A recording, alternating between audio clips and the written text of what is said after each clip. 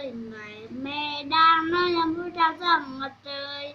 Bao yêu thương người cha đã dành để trong mai ấm từ ngoài con lớn lên. Là ru mẹ đưa bên cánh thơm cho con say giấc ngủ.